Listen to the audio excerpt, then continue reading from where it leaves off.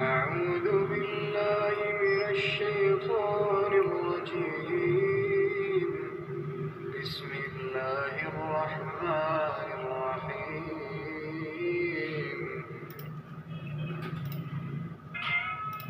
لا إكراه في الدين قد تبين الرشد من الغي فمن يكفر بالطاغوت ويؤمن بالله فقد استمسك بالعروة الوثقى لا انفصام لها والله سميع عليم.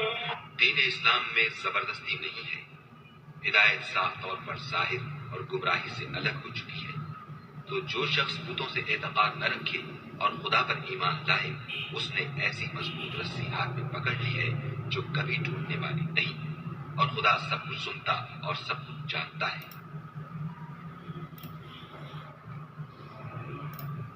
There shall be no compulsion in acceptance of the religion. The right course has become clear from the wrong. So whoever disbelieves in Ta'hut and believes in Allah has grasped the most trustworthy handhold with no break in it. And Allah is hearing and knowing. Allah is the ally of those who believe. He brings them out from darknesses into the light.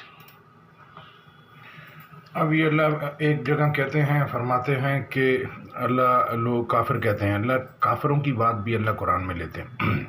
لوگ تو یہاں سنتے ہی نہیں ہیں. تو اللہ کافروں کی بات، اللہ کافر کہتے ہیں کہ اللہ مکڑی کی مثال سے، مکھی اور مکڑی کی مثال سے، مچھر کی مثال سے اللہ کا کیا مقصد ہے؟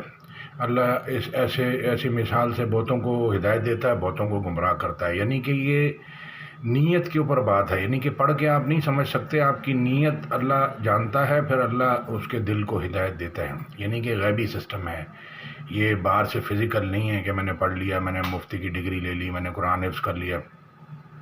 اب یہ مدرسوں کے بچوں کو رٹا لگا کے ان کو قرآن حفظ کراتے ہیں، لیکن جو اصل اس کا ڈیپ خزانہ ہے قرآن کے اندر وہ ان کو نہیں دیتے.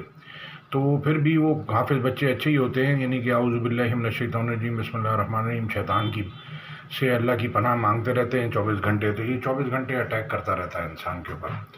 تو قرآن کو اپنی زبان میں اللہ کہہ رہے ہیں ہم نے قرآن تمہاری زبان میں آسان کر دیا، کوئی ہے جو سوچے سمجھے. تو اللہ کی بات آپ سوچیں گے، سنیں گے، سمجھیں گے تو اللہ آپ کو بات کو سمجھا دے گا. آپ سنیں گے ہی نہیں تو پھر اللہ کہتے ہیں کہ اللہ کسی کو گمراہ کرے تو دنیا میں کوئی ایسا نہیں جو اس کو ہدایت دے سکے یا گمراہی سے نکال سکے.